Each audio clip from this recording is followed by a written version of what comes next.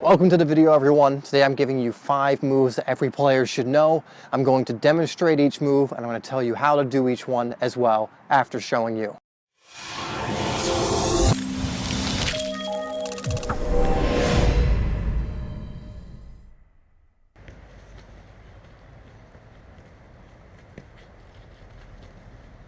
So we're starting off with one of my favorite moves called the Stepover.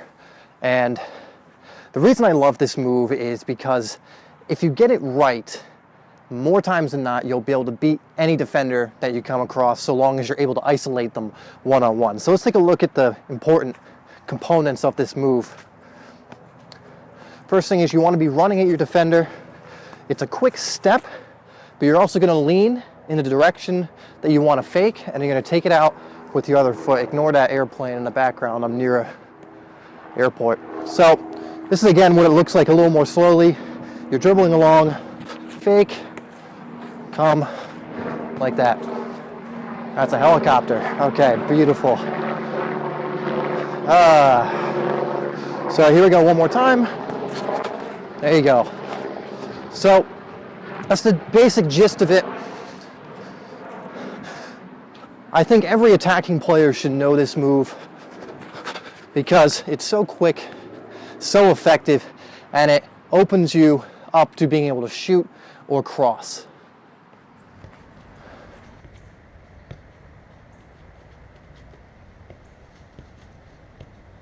All right, so the second move is called the Cruyff, and this is probably the move I recommend all players learning either early on or first because of how useful and versatile it is.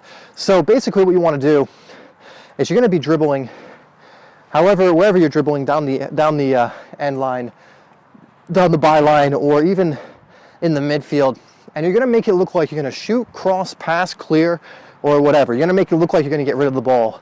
So you come in, take your touch, make it look like, and then you just kind of take it out the other way and fake it. So let's say I'm going to fake a cross. I come in, run down the byline, and fake out the other way. One of the reasons I really like this move is because you can do it and also keep control of the ball. So if you watch after I complete the move, look at how close the ball is to me. So that even if the defender reads me, I can still take a touch away from him. So if I come out, I'm still right there to where I can take another touch or, come away from the defender. So this is another move that I think every player should learn, not even just attacking players, but defensive players, midfielders, even goalies, although I wouldn't recommend goalies using any move really, but it can be learned and should be learned and used by every single player. Okay, so this third move is called the Maradona. Let me just show you how it's done. I'll tell you how to do it, why it's effective. That one actually wasn't that great. It's a bit slippy out here. Kind of like that. This is one of those moves that players constantly, ignore the sirens in the background, they think is complicated or too hard to do. I disagree with that. I think it's a move that looks difficult, it looks fancy. Some of the best players in the world have used it and still use it. So people tend to think that you have to be a professional player to actually be able to do it. I disagree completely, and let me show you why. Basically, when you break down the Maradona, or the Zidane, or the roller coaster, whatever you want to call it, it's 2 drag backs. If you see it done slowly, it's 1 drag back here, whoa, bit slippy. 1 drag back here, and then back around. So when you break it down like that, it's not that hard to practice if you want to do it slowly and go like that and like that. To do any move fast takes a lot of practice. So regardless of whatever move you want to do, you got to practice it over and over again if you want to do it quickly. The Maradona is no different. But no, it's not as hard as you think. It's just 2 drag backs like that. So if your player's here, you drag it back again as you go in the space. I love this move. It's very, very effective in beating players, in shielding the ball as well. That's why I love this move. So if a defender's here, the great thing about the Maradona is you shield the ball while performing the move, because you're right here, Doing it properly also helps. So you're right here, you have the player there, you're shielding them off that first touch. So you have them right here, and then you go by them like that. Obviously, it's going to be done a lot quicker than that. So in order, let me just get the ball here, in order to pass them, but you get the general idea. It's the third move. It's another one that I think players tend to overthink this one, think it's too complicated, but you definitely can learn it if you practice it enough. All right, we're on to move number 4, which is the Elastico. You may have heard of this one. It's also called the snake. There's a few other moves for it, the flip flap, or name for it. So this is what it looks like. It's just simple 2 touches like that. Here it is a little bit faster. I'm out of frame, but you can probably still hear me. Like the Maradona, I put these moves back to back because they're 2 moves that I think players get a little bit confused about. They think it's extremely difficult to do this move. But again, it's actually, the concept of it is very simple. If you look, it's simply 2 touches. It's 1, 2, like that. If we come this way, 1, 2.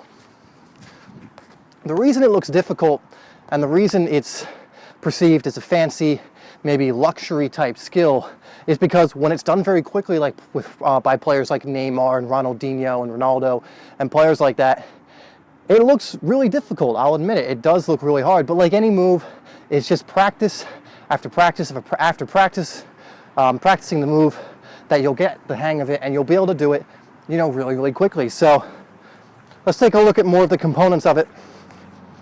Again, like I said, it's 2 touches. First with the outside of your foot coming in, and then with the inside very quickly. It's obviously done at good speed, or else it wouldn't really fake out any of the defenders. So this is another move that I recommend, especially attacking players use. I've used it plenty of times in matches to great effect, dribbling at the player and going like that. The reason I think it's an essential move to learn is because it's one of those moves you can do when the ball is still, and there's very few I find that are effective to use when the ball is still. But this move is great because of how quick it is, and because you can use it to start moving in a direction quickly, where if I'm trying to do a step over while I'm standing still, you know, I'm kind of, you know, playing into the defender's hands. He's not going to move until I do. But with the Elastico, I'm moving before him, but I'm making him think that I'm going that way by playing the ball that way first. So this move isn't, I would say, as difficult as people think. It definitely looks difficult when done at full speed. But again, practice this over and over again and you will get the hang of it. I was doing it at 12, so you can definitely do the same thing. All right, guys, we're up to the final move, and this one is another personal favorite of mine. It's called the body feint. It's actually one of the more simpler ones on this list, but probably the most effective. Actually, sorry, leg feint. Body feint is actually something a little bit different. Now, the leg feint is like the body feint, except instead of just using our body to feint in one direction and trick the defender, we're going to be using our leg more than our body. So let me show you what it looks like. So let me come towards you and show you as well. So again, a move that might look a little more complex than it really is, but this is it slowed down. It's very simple. I got a dog looking at me. It's just coming in, stepping, faking, and taking the ball away. So coming to you, stepping, faking, taking the ball away. You'll actually, this is a move that you don't hear about that often, but you'll see players like Özil, Neymar, Messi especially, use it all the time. It's just not usually covered. But it's one of my favorites to beat a defender, especially in close quarters. If I'm just dribbling, faking, and going like that. If I hit a defender that I think is going to kind of lunge at me or stick his leg out and try and get the ball quickly, it's perfect. So you can sometimes see if a defender is going to anticipate that and come right at you. That's when I'll do it, make him think that I'm going to go one way, kind of fake, and go out that way. Now this move, again, is more of an attacking move, but you can use it as a defender. I would recommend, especially if you're a wide player, to learn this move because, because if you're coming inside and you need to cut to get either a cross in, a shot, or a pass, this is perfect to use to come back inside. Or if you're on the other wing, to get a cross in, so that if I'm going at the defender and I want to come inside to get a pass away, do the move, get a shot or pass away. Or if you're on the wing and you need to get a cross in, do that quickly and then get your cross in. All right, everyone, so that does it for, let me make sure it's going, for this video. Let me know if you like this style of me doing it with kind of a wider camera, kind of a fisheye camera and a microphone. Let me know if that's better for you guys. I know this video went on a bit longer than I probably intended, but I wanted to make sure I explained all the moves thoroughly and why I thought that they're not exactly as hard as people think they are. So if you're new to Simply Soccer, just make sure you hit that subscribe button as well.